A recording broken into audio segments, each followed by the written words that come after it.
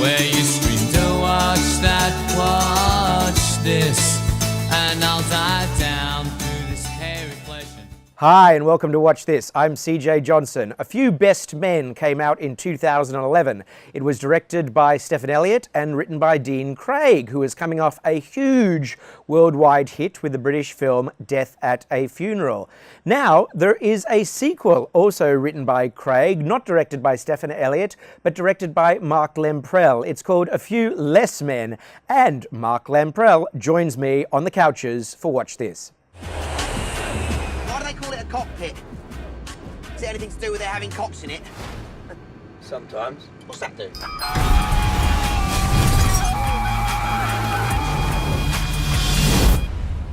Can someone help me, please? I was a little surprised, Mark, when I heard that A Few Best Men was actually getting a sequel, because I knew it was, you know, well received and liked, but I didn't realise that it had sort of economically justified a sequel, and certainly not 6 years later. Were you a little surprised? Yeah, I wasn't aware that A Few Best Men was such a big international hit. Certainly not large enough to kind of warrant a sequel, but it was a very pleasant surprise to find out that it was. You know, I really enjoyed the first movie. I thought it was a lot of fun. I thought Stephen did a great job directing it. And I really loved the boys in that first movie. I just thought, what a great team, what a great cast. So when I heard that there was a second one, I was a bit surprised too, but pleasantly so. And so it was great then to have that opportunity to step into Stephen's shoes and make a sequel. So how did that come about? Well, actually, I'd been working with Larry on our producer, on one of our producers, on another project, and I was in the UK at the time, and he's actually based in Amsterdam, and we'd been talking about this other project and doing some work on it, and then he brought this up and sort of said, "We've got this thing coming in, and it's almost set up. Are you interested?" And I said, "Oh, absolutely, yes, I'd love to work with those boys in particular. That cast is." It really intrigues me. Does that strike you about the kismet of filmmaking? You just happen to be in the Northern Hemisphere.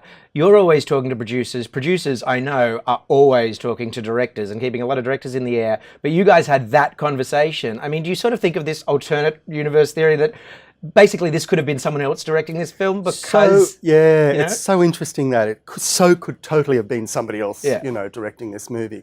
But it's just that weird thing of place and time, and we happen to intersect at this moment when that was available. And that is, of course, the movie business, and that is careers in movies too. It's so much coincidence and luck and all of that kind of stuff. And the only kind of consistent thing is persistence, is people who stick at it, then get to have the opportunities and the luck and the coincidence. But sure, it's absolutely, totally about that. Yeah. So, I mean, I guess another reason I was surprised that there was a sequel was the first film didn't imply sequel, but I like how this film begins. It kind of begins, 10 minutes after or something? Yeah, that's the thing that I absolutely loved. And I remember first reading the script, that it's a script from Dean Craig. He's wonderful, one of my favourite writers. So and he wrote the first one. He wrote the first one. And he became a bigwig when he wrote Death at a Funeral. That's right. He's sort of very famous for Death at a Funeral, which is one of my favourite comedies.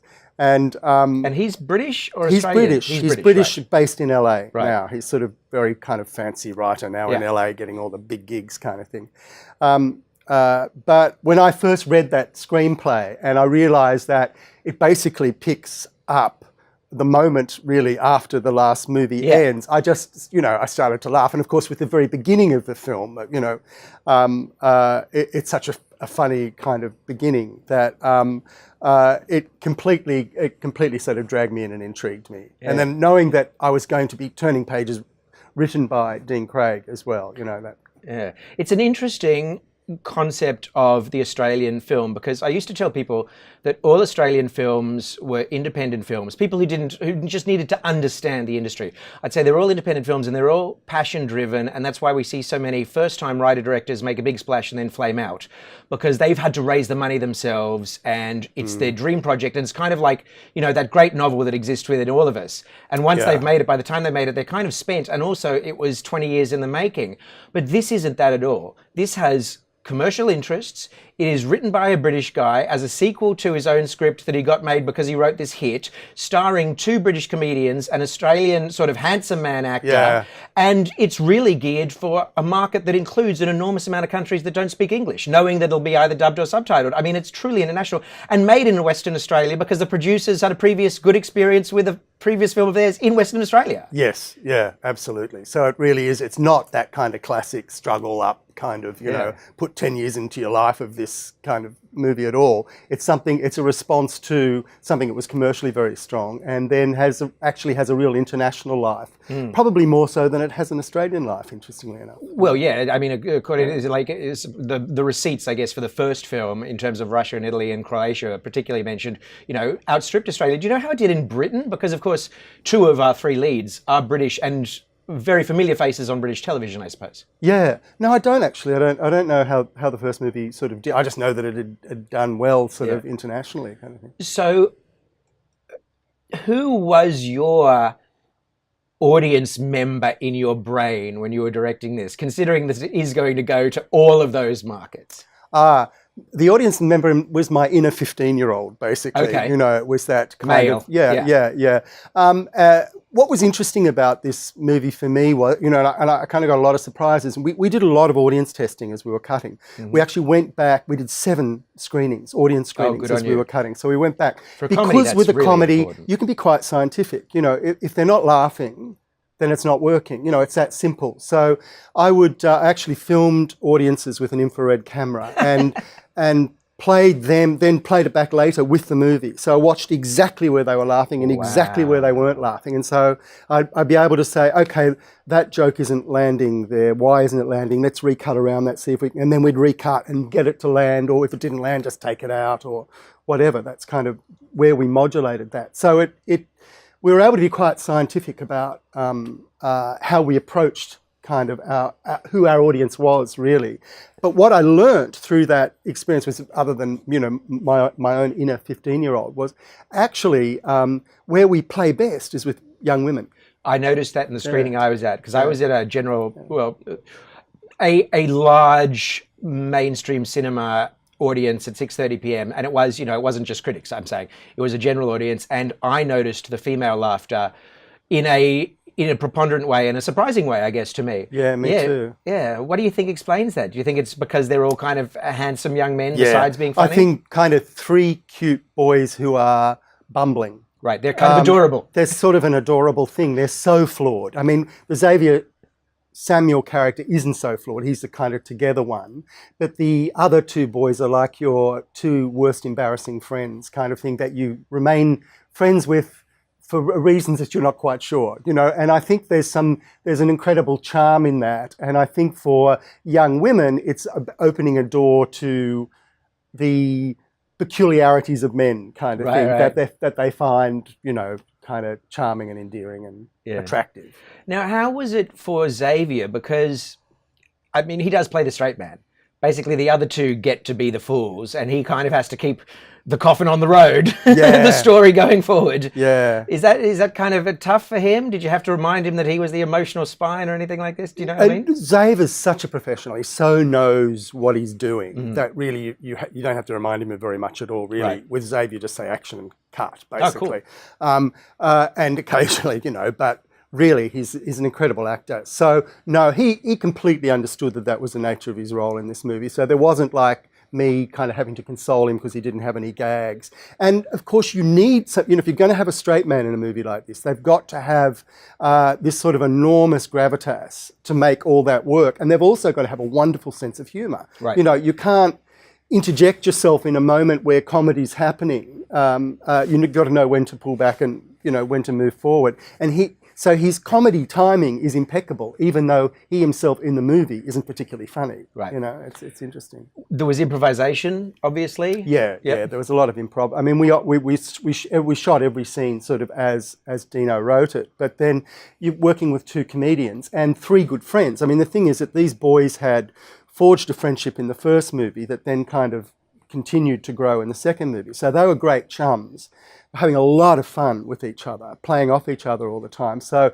it just made perfect sense then to let cameras keep rolling and see what came after that, you know, because two of them professional kind of comedians as well as being actors. So, you know, there's just so much material happening there. It was you know, incumbent upon us to let that come out. And what's your process then? Do you do sort of the Judd Apatow? Do you yell in ideas while the cameras are still rolling? How do you play the improv, direct the improv? Yeah, well, a bit like that, yeah. But not a lot of yelling. I mean, I'll just sort of kind of go now, more, you know, sad, funny, what, you know. Yeah. You know, whatever. I'm not very directive in what because they are so full of material anyway. And really, mostly your job as a director with those sorts of people who are performing at that level is actually to stand out of the way. Right. They're kind of like brothers, really. It's that thing where they'll talk over the top of each other and do all that kind of stuff, but they're all listening to what the other person is saying, and then they'll come back with a funny line that was said in response to a line that was said, you know, 4 lines previously, and all of that kind of stuff. It's lovely to watch people work who are so close. There's sort of an ease that you just can't really reproduce. Yeah. And I think you see that on screen a bit too. You know, totally. Well, that's the thing about it. I don't think anyone's going to this movie to find out the plot. You know, no. I think they're going to this movie to hang out with the boys. Yeah. And, you know, what the boys do is the plot they'll get. Yes. Yes, absolutely. So the next film, and I probably assume if this one does well, of course, there'll be a next one. It's that sort of thing of like, it doesn't really matter where we go with them next, as long as the three of them are all going. Yes, exactly. Were the jokes on set among yourselves, about the fact that they were all 6 or 7 years older, but they had to be playing 10 minutes older? Yeah, we did have some of that kind of Kris going, yes, I'm almost 40, you know, like all that. Kris is the tall guy? Yeah. And he looks a little older than the other two anyway, in real life. Yeah. So, you know, there was certainly an acknowledgement that everybody was, you know, a good deal older than they were playing. Yeah. You know, there's such a vitality and a youthfulness to them. They totally sell themselves as younger actors, I think. Yeah, well, Xavier hasn't aged a day in the last 6 years. I know, Xavier's really annoying. Now, you've said in the press notes that essentially it's 8 comic set pieces, and that's sort of what really thrilled you. Talk about that, because that's, I think, for people who don't make movies, I think they assume that this is just sort of a 90-page script of like ongoing narrative development, whereas obviously people who make, for example, Bond movies have been saying for 50 years that it's actually set pieces stitched together. Yes, yeah. And Hitchcock, of course, the same thing, big set pieces hitched together.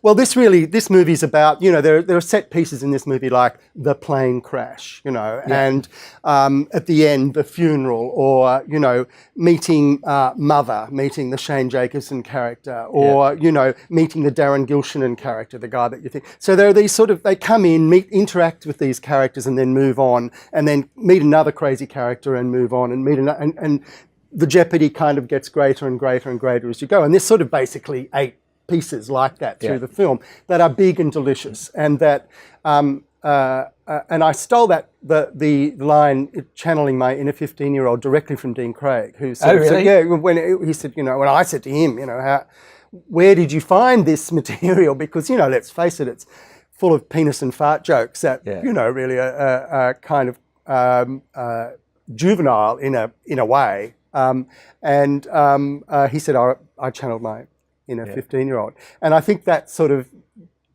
really what this is about, kind of thing. I think it's speaking to people's.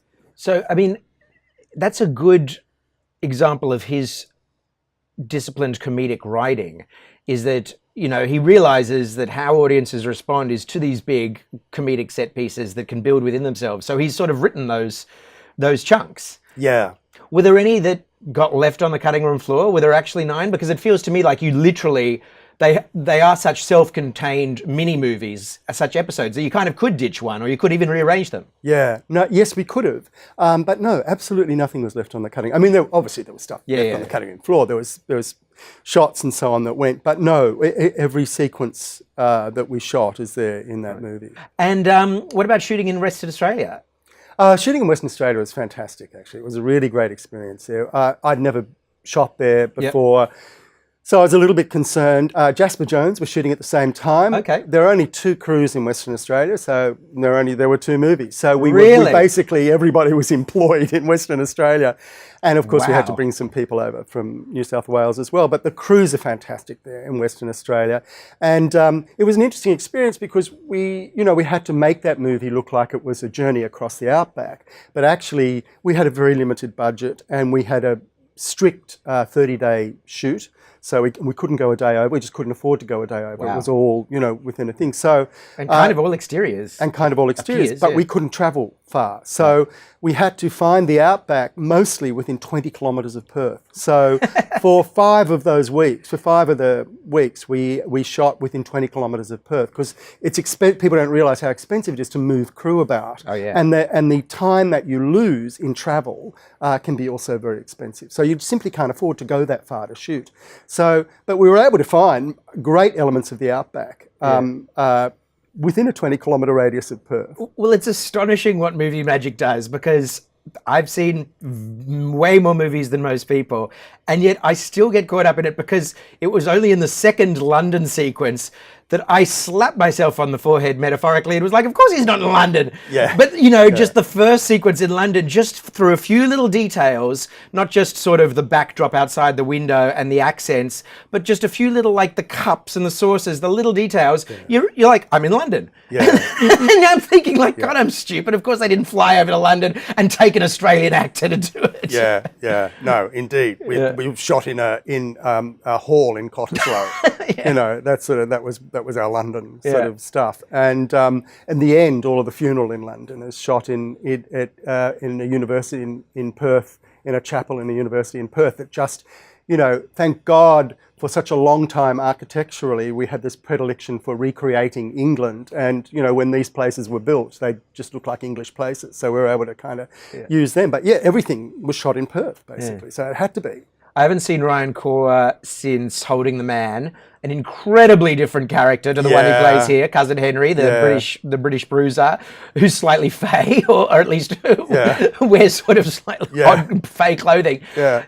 Talk about the construction of his character. I mean, what did he say? He wanted to do kind of like a Tom Hardy and Bronson thing, because it's an interesting character. It's such a Tom Hardy kind of performance, isn't it? Really, it's funny that we knew we wanted. There's not a lot of Cousin Henry in the movie, but in fact, we wanted his presence to be large because he's the threat, he's the jeopardy to the boys. He will kill them if they don't get the body back, kind of thing, to London. So he needed to be a very strong presence. And Ryan and I had a big conversation about not wanting to topple over into the ridiculous. Very easy to do with a character like that. Yeah. You need to be funny and hilarious and go right to the edge, but you can topple into the absurd and go to that moment where an audience will disengage with the humour of the character because, in fact, he's so big and so large. Yeah. And we really skated to the very edge of that moment, but I don't think we ever fell into it. I think people really engage with that kind of the scariness and the humour of the scariness of that character, without doing that breaking off and going, oh, as if kind of thing.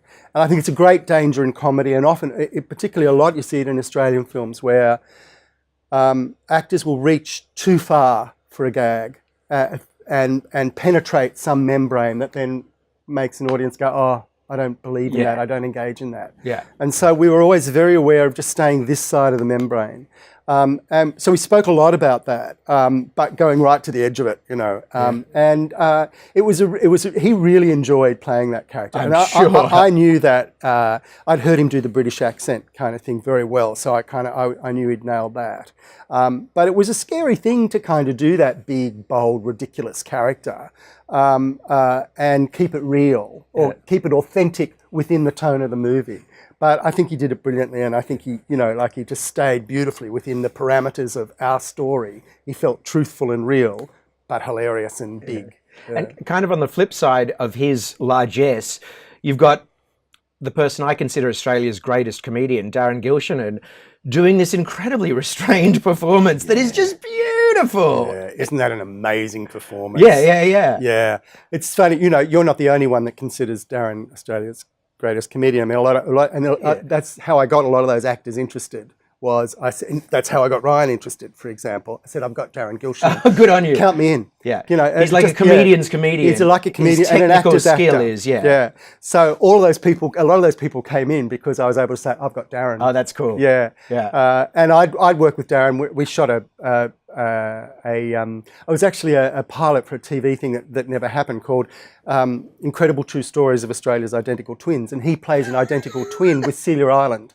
And they do this, it was a completely ridiculous thing. But anyway, I'd worked with him on that, and I knew, I'd seen firsthand his extraordinary level of expertise. Yeah. And so I really wanted to get him in on this, and I knew that he would handle that character so beautifully, because he was so beautifully sort of kind of written very subtly, and it needed somebody with great skill to kind of navigate through that, but he just did it beautifully. He can sort of take the Australian identity and just make layers and layers and layers and layers of intricate jokes with a single line reading or even just a look. It's incredible what he is doing on screen at any given moment. I know, it's just... Yeah.